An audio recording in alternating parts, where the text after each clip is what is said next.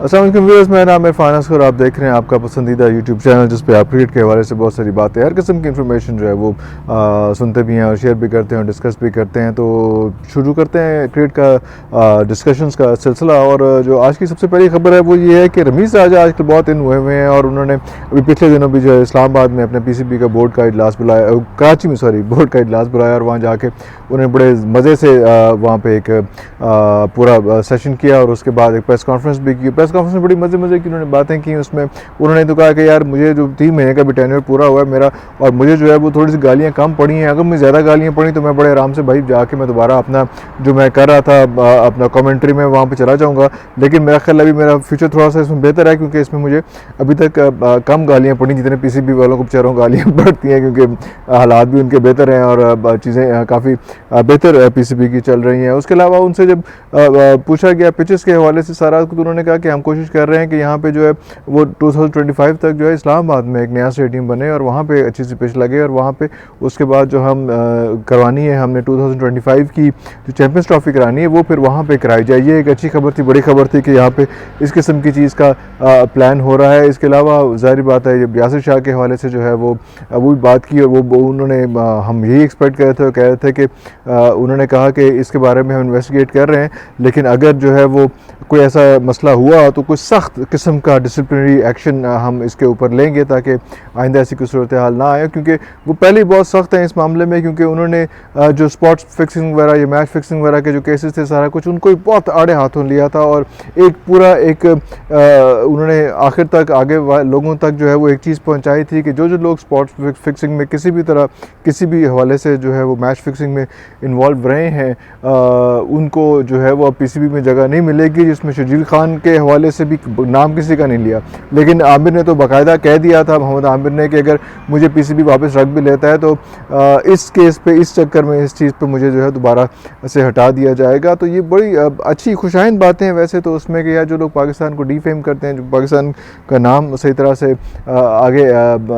लेके नहीं चल पाते, तो उन लोगों को जो है वो साइड पे ही कर देना चाहिए, इस तरह से उनको साथ लेके नहीं चलना चाहिए। और ताकि ये आगे वाले आने वाले लोगों के लिए, आने वाली नस्लों के लिए जो है जिन्होंने इसको नाम को लेके चलना है और सारा कुछ करना है, उनके लिए भी एक लम्हा फ़िक्रिया हो और वो अपना जब आते हैं इस फील्ड में तो इन गाइडलाइंस के साथ आएँ, डूज़ एंड डोंट्स का उन्हें बिल्कुल पता हो। डूज़ एंड डोंट्स की बात हो रही है तो हम किस तरह से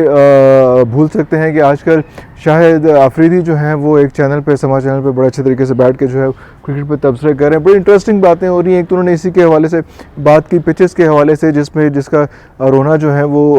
ये भी रमीज़ राजा भी रोते रहते हैं कि यार ये पिचेस यहाँ की जो अच्छी है नहीं है, इसकी वजह से हमें मसला आ रहा है। तो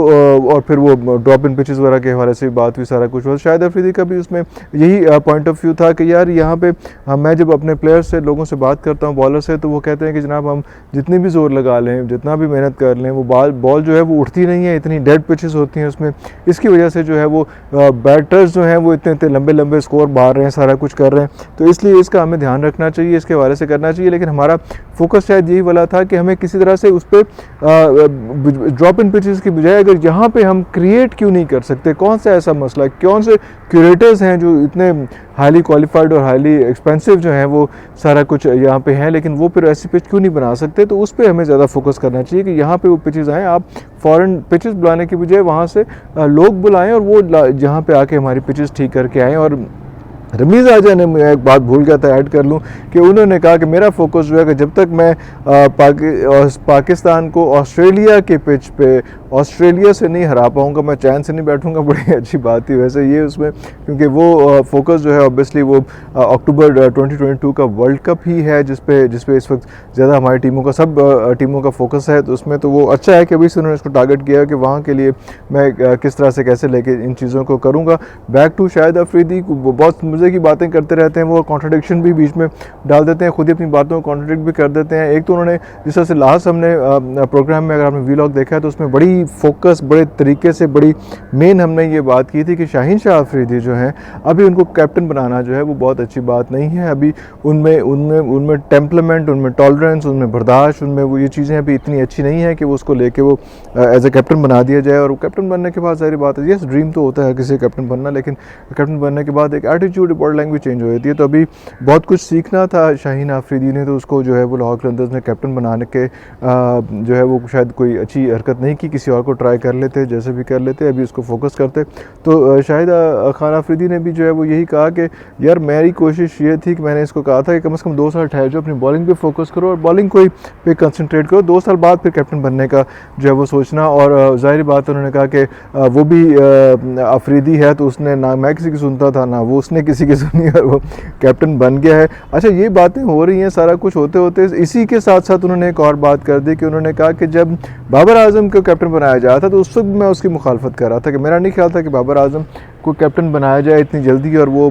इस लीग में, कैप्टनसी की लीग में आ जाए और सारा कुछ हो जाए। लेकिन जब बाबर आजम जो है कैप्टन बना तो उसने जो है बड़ा अच्छा परफॉर्म किया और बड़े अच्छे तरीके से खेला और मुझे हैरान कर दिया कि इतना अच्छा वो परफॉर्मर भी हो सकता है। तो ये सारी चीज़ें बड़ी अच्छे तरीके से चल रही हैं। आप देखें कि अगर बाबर आजम के हवाले से शाहिद अफरीदी का जो पॉइंट ऑफ व्यू है वो गलत हो सकता है, तो देखते हैं फिर कि शाहीन शाह अफरीदी के हवाले से क्या वो रिजल्ट्स निकलते हैं। वो खैर वक्त जो है वो बड़ा बेरहम है, वो ऐसे करके बता देता है कि क्या सिलसिला चल रहा है, क्या चीज़ें चल रही हैं। अब हम वक्त के हवाले से बात कर रहे हैं तो देखें ज़रा कितनी अच्छी बात हम कर रहे थे कि जो आबिद अली हैं वो इतने अच्छे तरीके से परफॉर्म कर रहे हैं, सारा कुछ हो रहा था। अभी बांग्लादेश में इतना अच्छा उनको जो है ब्रेक थ्रू मिला और इतने अच्छे वो हमारे हीरो बन के आए। कादर ट्रॉफी में कराची में खेलते हुए उनको जो है वो हार्ट की कंजेशन हुई, हमारा ख्याल था कि हार्ट का नहीं है, वैसे ही कोई मसला है, लेकिन वो उनके 2 स्टंट्स उनको डल चुके हैं बेचारे उसमें। और सब आप लोगों से भी दरख्वास्त है कि उसके लिए दुआ करें। अब देखें बेस्ट से बेस्ट जो है पीसीबी वाले उनके लिए ढूंढ रहे हैं, बाहर से भी कंसल्टेंट्स ढूंढ रहे हैं कि कोई ऐसी सिलसिला हो कि जिस हार्ट में स्टंट्स तो बढ़ गए हैं लेकिन फिर भी किसी तरह से कोई ऐसी सूरत हाल हो जाए कि वो उनका जो गेम का कैरियर है, स्पोर्ट्स का कैरियर जो है, जो इतना अभी मैं 32-33 ईयर्स ऑफ एज है, तो वो चीज़ें ख़राब ना हो, वो भी सारा कुछ देखते हैं। अगर ये और पीसीबी का हम जब बातें करते हैं तो पीसीबी में और भी एक बात आती है, वो भी अभी जो है वो नॉर्दर्न और खैबर पख्तूनख्वा का जो है वो कायद-ए-आज़म ट्रॉफी जो हमारी डोमेस्टिक सबसे बड़ी, सबसे अहम, सबसे बड़ी चीज़ होती है जो कराची में हुई थी, उसका फाइनल हुआ था नॉर्दर्न का और खैबर पख्तूनख्वा का 25 तारीख को। और पता चला कि जी वहाँ पे सूरत हाल इस किस्म की आ गई कि होटल की बुकिंग ही नहीं थी वहाँ पे। 22 तारीख की होटल की बुकिंग थी और 22 तारीख के बाद उन्होंने कहा बात होटल वालों ने कि हमारा कोई बहुत बड़ा डेलीगेशन है जिसने पूरा होटल बुक करना है, तो हम ये आपके बंदों को एंटरटेन नहीं कर सकेंगे। अच्छा, वो कह के चुप हो गए और वो पीसीबी वाले सुन के चुप हो गए। वो उसके बाद 22 तारीख की जब रात 12 बजे तो उनके सब प्लेयर्स के, नॉर्दर्न के भी और खैबर पख्तूनख्वा की जो टीमें ठहरी हुई थी, सबके जो हैं वो सामान जो है उन्होंने बाहर रख दिया कि भाईजान हमने कहा था कि इससे ज़्यादा नहीं। पीसीबी को पता ही नहीं कि क्या हो रहा है वहाँ पे, तो उन्होंने जो है वो सारे के सारे दोनों टीमों के प्लेयर्स को उठा के जो है वो 5 स्टार होटल से उठा के कराची में 3 स्टार होटल में जाके बिठा दिया कि भाईजान ये सारा कुछ है। पीसीबी को जो अपने प्लेयर्स को जब हम करते हैं, चीज़ें लेके चलते हैं, हम रोड़ा भी डालते हैं कि यार ये चीज़ें ना हो, इस तरह से ख़राब ना हो, तो पीसीबी को थोड़ा सा इन बातों में एहतियात करनी चाहिए। ये हमारे प्लेयर्स हैं, फिर इन्हीं वजहों से, इन्हीं हरकतों की वजह से फिर वो इधर उधर शॉर्टकट्स ढूंढते हैं तो हमारा आपका सबका नाम बदनाम होता है। तो ये सारी चीज़ें थोड़ा सा पीसीबी को इन बारे में देखना चाहिए और इन चीज़ों का एहतियात करना चाहिए। प्लेयर्स हैं अच्छे, आगे उन्हें फ्यूचर देखना है। अब वो बेचारे उसमें क्रिकेट पे फोकस करने की बजाय, चीज़ों पे फोकस करने की बजाय अब फोकस क्या कर रहे हैं कि सामान जो है रात को 12 बजे, वीडियोस भी आप देखेंगे तो आपको पता चलेगा सामान 12 बजे आपको जो है बाहर ला के रख दिया कि भाईजान अब आप फारिग हैं, आप यहाँ से जाएँ और कहीं और जाके जो अपना ठिकाना करें। तो वो वहाँ जाके फिर 3 स्टार होटल में जाके उनको दोबारा से सेटल होना है, सारा कुछ होना है। तो वो जो क्वारंटाइन के मसाइल थे, जो चीज़ें थी, पता नहीं वो कहाँ चले गई, कैसे हो गई, इन चीज़ों को हमें फोकस करना है। बहुत सारी चीज़ें ऐसी हैं जो टॉप लेवल पे भी है लेकिन बॉटम लेवल पे भी हमें क्रिकेट के हवाले से ठीक करनी है। और इंशाल्लाह आहिस्ता आहिस्ता मेरा ख्याल है we all will grow up someday, I think. इजाज़त दीजिए, अल्लाह हाफिज़।